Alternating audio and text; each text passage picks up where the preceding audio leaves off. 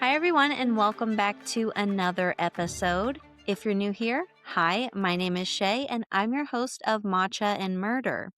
New episodes go live every Monday on Spotify and Apple Podcasts, with the video version going live over on YouTube as well. So make sure you go ahead and hit that subscribe button so you don't miss an episode. Today, we're discussing Lizzie Borden.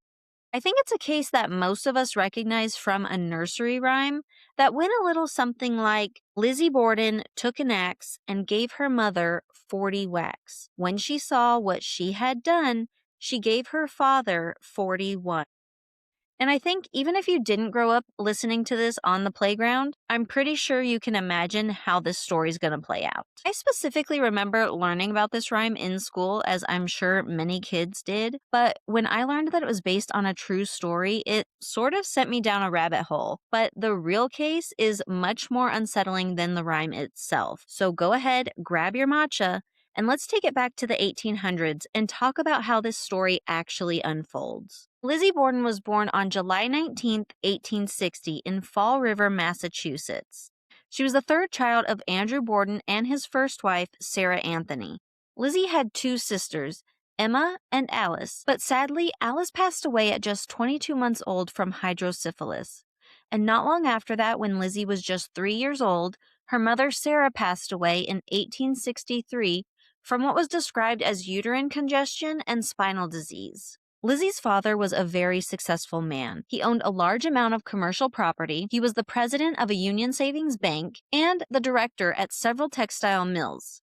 And at the time of his death, his estate was valued at around $300,000, which is roughly around $10 million in today's money.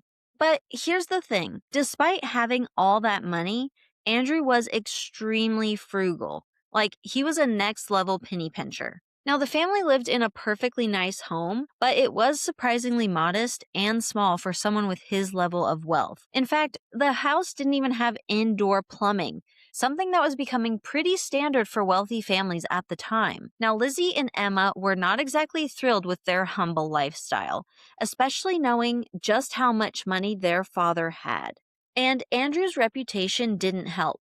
Around town, he was known as the town miser thanks to his tight grip on finances, a label that suggests he wasn't really a well-liked person in Fall River. Lizzie and Emma were really close, and Emma took on a motherly role to Lizzie growing up. The two attended Central Congregational Church, where Lizzie in particular was heavily involved. She was active in church events, she taught Sunday school, and she took part in various charitable groups, all of which helped her reputation around town as a proper, respectable young woman from a well-known family. People generally saw her as polite, if not a bit introverted. Some described her as socially awkward, but not in a concerning way. She wasn't viewed as someone who pushed boundaries or caused trouble, which is part of why what happened to her later shocked the town the way that it did. The family also had a live-in maid named Bridget Sullivan, who immigrated from Ireland and began working for the family in 1889. While working in the Borden house, Lizzie and Emma called her Maggie. Some claims suggest this was a habit due to their previous maid being named Maggie. Others suggest something a little more telling. At the time, Maggie was a commonly used generic term, often condescending for Irish servants in wealthy households, which really highlighted the class divide. And 3 years later, after their mother passed away, Andrew actually remarried to a woman named Abby Gray.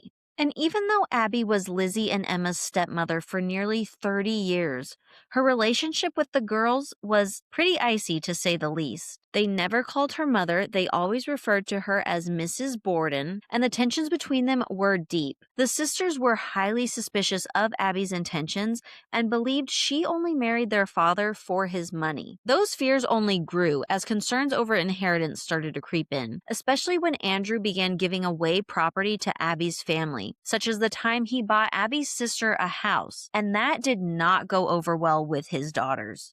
After Andrew started being, in Lizzie and Emma's eyes, a little too generous with Abby's family, the tensions in the house started to show. The sisters weren't happy about their father giving a house away to Abby's sister, and they pushed their father for a rental property, the house that they lived in until their mother Sarah passed away. Eventually, Andrew agreed and sold it to them for just $1. But then, only weeks before the murders, the sisters suddenly sold the same property back to their father for $5,000. And around this time, things in the Borden household only got stranger. In the days leading up to the murder, the entire family fell seriously ill. Later, a friend suggested that it might have been caused by leftover mutton that was sitting out on the stove and reused for multiple meals, which personally to me does not sound appetizing at all. But Abby actually had a different fear. She was afraid that the family might have been poisoned because of Andrew's reputation around town. Then, the night before the murders, Andrew invited Lizzie and Emma's maternal uncle, John Morse, to stay at the house for a few days to talk through some business matters. The next morning on August 4th, 1892, Andrew and John went into the sitting room where the two chatted for almost an hour. Some people believe that whatever was discussed may have further stirred already simmering tensions, mainly around property and inheritance, adding even more of a strain to a household that felt like it was already on edge. After this discussion, John left the home at around 8:50 a.m. He went to visit his niece who lived in Fall River and also to purchase a pair of oxen, and John had planned to return back to the Borden house around noon for lunch. At around 9 a.m., Andrew left the house to go on his morning walk, and he went into town to take care of a few errands. And sometime around or just before 10:30 a.m., Abby went upstairs to the guest bedroom where John had stayed the night so that she could make the bed. Shortly after, Andrew returned home, but when he tried to unlock the door, his key wouldn't work. So he knocked, and Bridget came to let him in. Lizzie later said that once Andrew was inside, he had asked where Abby was, and she told him that a messenger had stopped by with a note for her to visit a sick friend. After that, Andrew went to the sitting room so that he could lie down on the couch and take a nap. Bridget went back to her chores, cleaning windows, but when she finished, she wasn't feeling well, so she decided to go up to the third-floor attic room so that she could lie down. Then, around 11:10 a.m., Bridget was jolted awake by Lizzie screaming. In a panic, Lizzie said, "Maggie, come quick, Father's dead." When Bridget rushed downstairs, she found Andrew on the sofa. The room was covered in blood, which indicated a brutal attack. Lizzie then ran outside to get help, stopping her neighbor and friend Adelaide Churchill and telling her that someone had killed her father. Adelaide followed Lizzie back into the house and saw Andrew's body on the couch. Later, Adelaide would recall that she didn't notice any blood on Lizzie. City Marshal George Allen arrived shortly after. He quickly examined Andrew's body and he noted that his body was still warm, which suggested that his murder just happened. And because of that, he sent officers to search the house. During their search, officers found 2 axes, 2 hatchets, and a hatchet head with a broken handle in the basement. Investigators became especially suspicious of the hatchet with the broken handle. They believed it could be the murder weapon, and they noted that the break appeared to be fresh and that there was dust or ash that was rubbed on the break, almost as if someone was trying to make it look like it was left unused for a long time. However, the police didn't take the hatchet into evidence until the next day, when they conducted an even more thorough search of the property and inspected Lizzie and Emma's clothing. When help first arrived on the scene, Adelaide went upstairs to check the guest bedroom.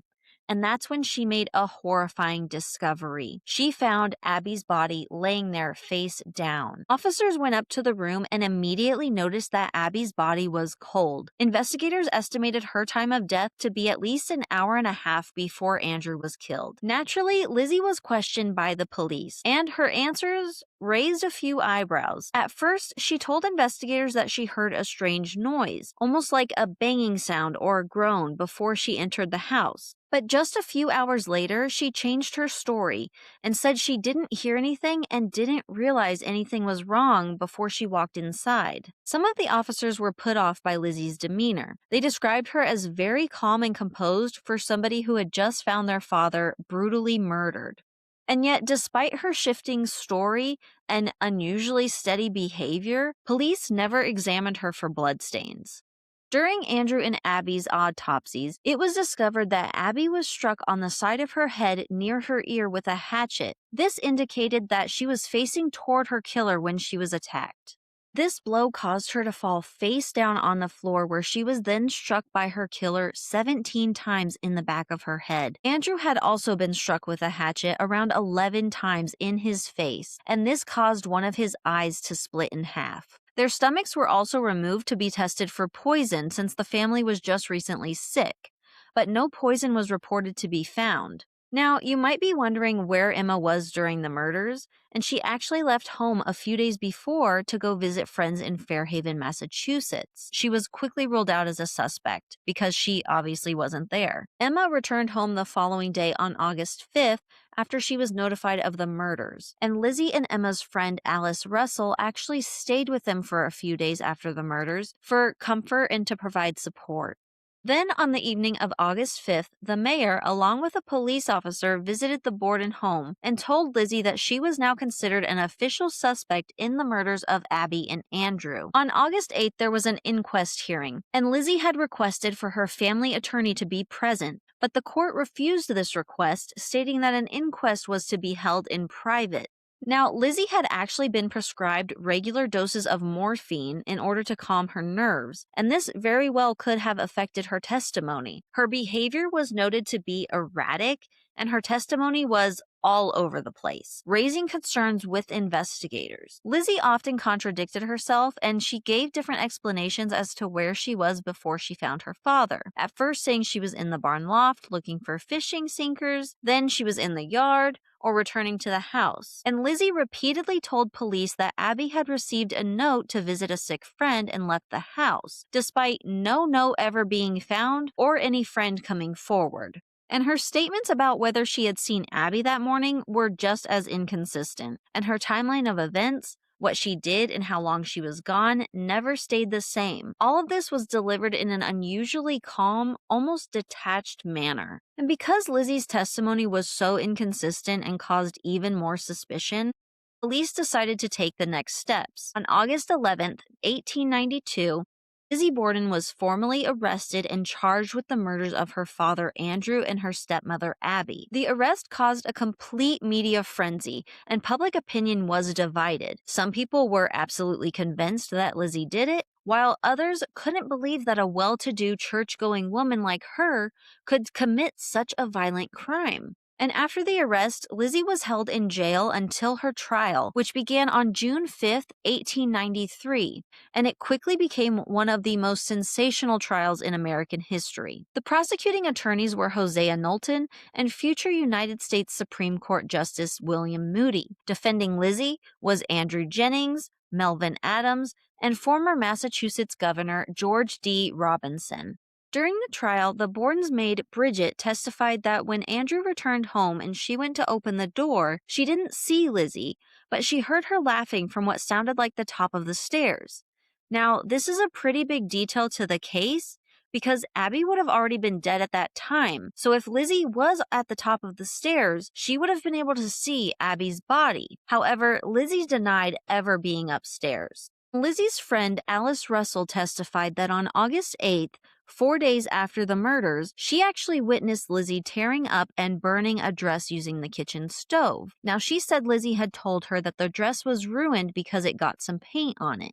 Since there was no definitive murder weapon linked to Lizzie and no eyewitnesses, the prosecution leaned heavily on circumstantial evidence and Lizzie's contradictory statements. The defense, meanwhile, emphasized the lack of physical evidence, the sloppy police work, and the possibility that someone else could have committed the murders. At one point, Abby and Andrew's skulls were admitted as evidence in the courtroom during the trial, and upon seeing them, Lizzie fainted, and it even caused a pretty big commotion in the courtroom. After that, the jury deliberated for an hour and a half and came back with the verdict not guilty. Now, as Lizzie exited the courthouse, she reportedly told reporters that she was the happiest woman in the world.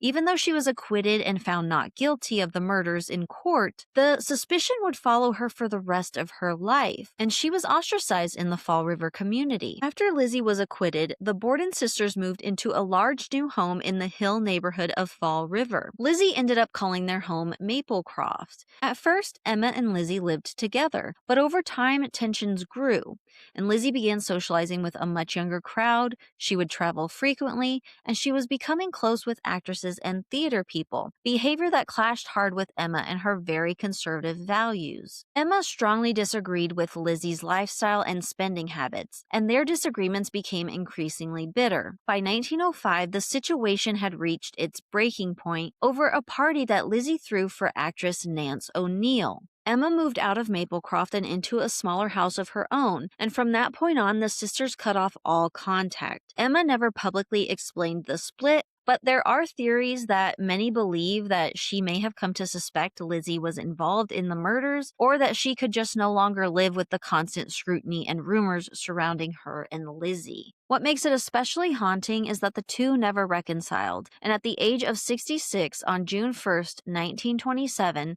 Lizzie died of pneumonia in Fall River, and only a few people attended her funeral, but Emma was not one of them. And just 9 days later, Emma died at the age of 76 from kidney failure in a nursing home. And that, you guys, is how the Borden story ends. No confessions, no clear answers, just two sisters who never spoke again and a house that held on to its secrets. Lizzie Borden walked out of that courtroom not guilty, but even now, more than a century later, people are still asking the same questions. Did she do it, or was she really innocent? And let me know what you guys think. Do you think that Lizzie killed Abby and Andrew? And if so, why do you think she did it? Or do you think that it was someone else entirely, whether an intruder or somebody else in the family? I'd like to hear what you guys think. Also, if you have any other case suggestions that you'd like to see me cover, please leave those in the comments down below. Thank you guys so much for joining me. Take care of yourself, and I'll see you next Monday. Bye, guys.